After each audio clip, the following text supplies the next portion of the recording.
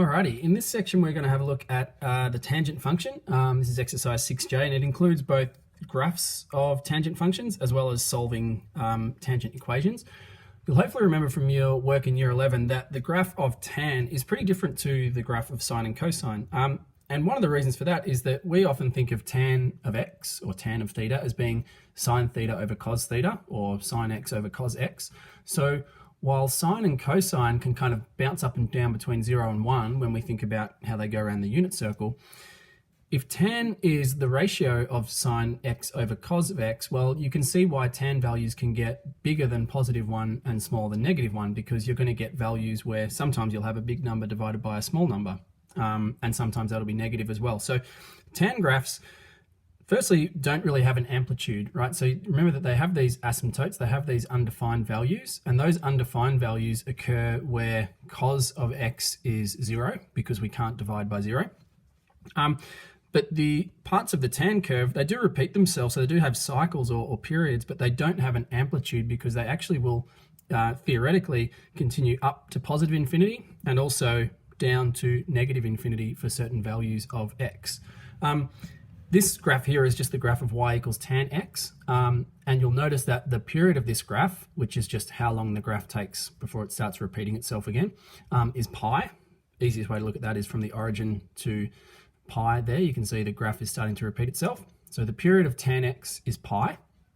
And the asymptotes, well, the asymptotes occur every period, so they occur once a cycle. But the first asymptotes on either side of the origin, I guess half a period above 0 and half a period below 0.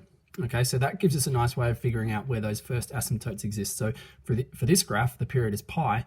The first asymptote sits at pi on 2 because it's halfway from, I guess, the center of a cycle to the end of a cycle. We've also noted here that the range is R. The range is all real numbers, right? Again, doesn't have an amplitude like a maximum value and a minimum value. This keeps going up and up and up and down on either end of its cycle. Like with any other function, we can dilate, reflect, and translate tan graphs. And using function notation, this kind of behaves exactly the same way as all of our other graphs. Maybe one extra thing to take note of is that the period of a tan graph is pi over n. Okay, so if it's in the form y equals tan of nx, the period is pi over n. And that's obviously a little bit different to sine and cosine, because with sine and cosine, it's 2 pi on n. With tan, it's pi on n. Our reflections behave the same way. With our negative in front of the function gives us reflection in the x-axis, negative with the x gives us a reflection in the y-axis. And the translations behave the same way as well. So we can move left, right, using an x minus h or an x plus something in this bracket, and a plus k at the end is going to shift everything up or down depending on the value of k. All right, let's get stuck into a couple of graphs. Excuse me. All right, so in example 20, we've got sketch the graph of y equals 3 tan of 2x, for x is an element of negative pi to pi. So we've got a domain here. The 3 in front of the function is still going to give us a dilation away from the x-axis, but unlike with sine and cosine graphs, it's not going to be as obvious, because with sine and cosine graphs, this number would be telling us the amplitude. With a tan graph, it's just kind of stretching the lines away from the x-axis, sort of upwards and downwards. So it won't be as obvious when we sketch it, but it will still be having an influence on the graph. Big thing to look for first is the period. All right, so remember that with a tan graph, the period is equal to pi over n. And so for this, that's going to be pi over 2, because the value of n is 2 here. Now that means that the first asymptotes, all right, so this graph hasn't been translated left or right, so it's going to start at the origin. It hasn't been translated up or down either. Going to start at the origin, so the first asymptotes will be half a period on either side of the origin. All right, so what that means is they'll be at plus or minus, well, let's say half of pi on 2, which of course is pi on 4. Right, so we've got a graph here that's got a domain of negative pi to pi, period of pi on 2, asymptotes at pi on 4. Looking carefully at our scale here, we've got 1, 2, 3, 4 values until sort of the end of our grid. So it makes good sense to call this pi, and then we will have pi on 2, pi pi on 4 and 3 pi on 4. And obviously the same in the negative direction. This will let us fit in the graph over the full domain, but also let us show all the kind of asymptotes and key values along the way. It's a nice scale to use. And when you're doing these graphs and you're having to choose the scale yourself, you try to choose the scale that makes it as easy as possible for you to mark everything in. Okay, I might just draw it to distinguish those markings from the actual graph. I'm going to draw the graph in red pen. I reckon whenever you sketch a graph that's got asymptotes, no matter what sort of graph it is, mark them in first.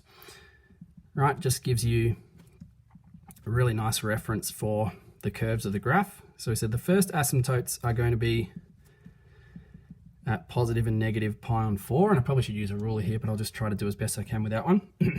And the period of the graph is pi on 2. So the next asymptote after that is going to be 2 grid lines away. All right, so you can see that we should get all our asymptotes should be equally spaced apart. They should be all pi on 2 units apart from each other. So the next one would go off the grid here, but we'll have one more at x equals negative 3 pi on 4. All right, so if we were to label the equations of those asymptotes, we've got x equals negative 3 pi on 4, x equals negative pi on 4, x equals pi on 4, and x equals 3 pi on 4. All right, and a positive sine graph, well, we said it starts from the origin. It kind of goes up like this and down like that, and there should be sort of, well, I guess a little bit of like symmetry about the way they curve off in this direction and that direction. They're hard to get perfect, like any kind of curve that you do. So often it's a good idea to do these in pencil first. I'm obviously not following my own advice here, so I'll hope for the best, and we'll see how we go.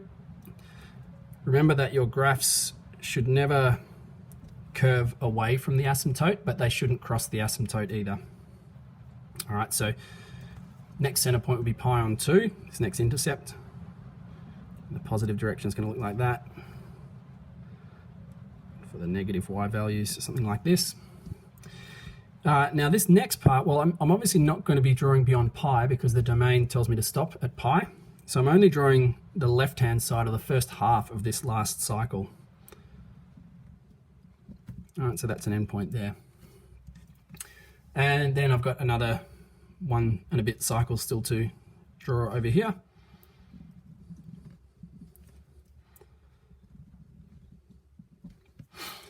All right, and over on the left-hand side, again, won't be drawing a full cycle, this last one. It'll just be the right-hand side of that cycle that's sort of between negative pi and negative 3 pi on 4. There's my graph.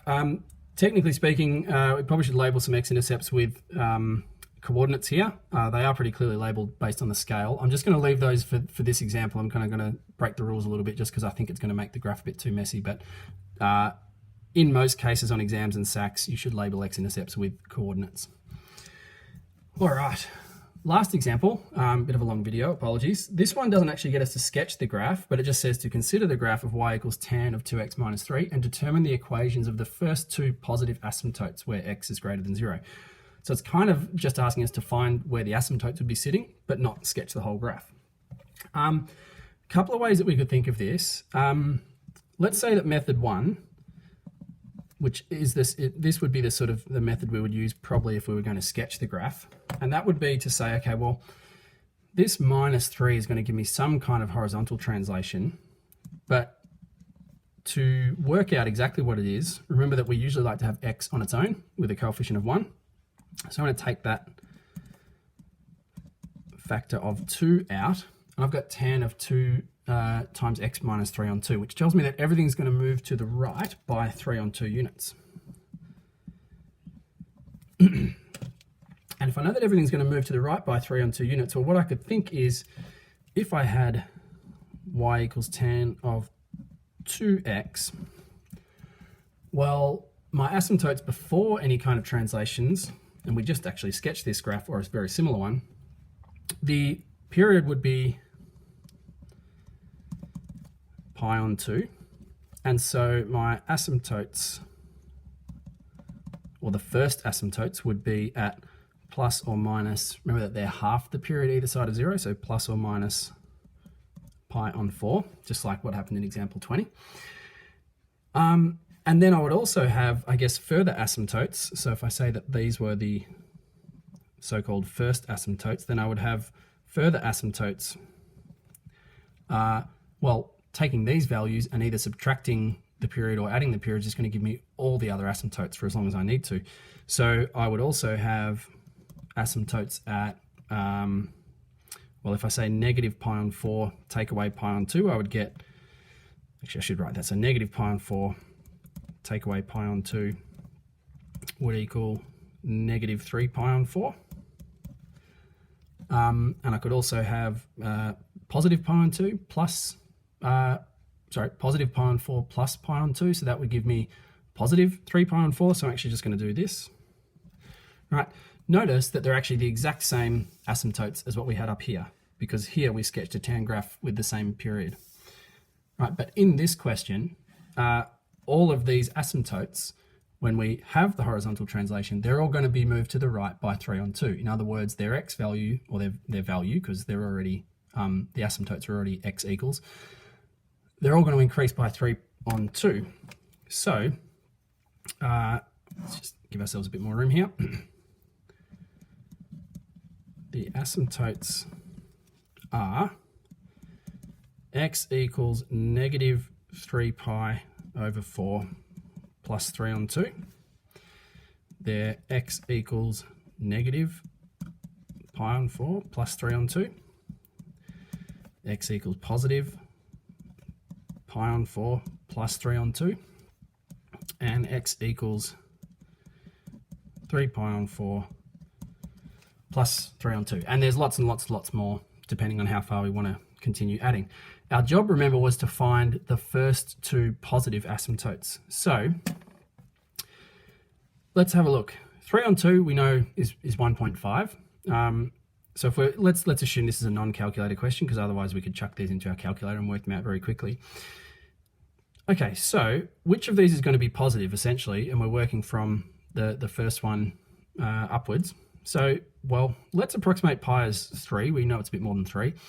So this value here, 3 pi on 4, would be approximately 9 on 4. 9 on 4 is what, 2 and a bit.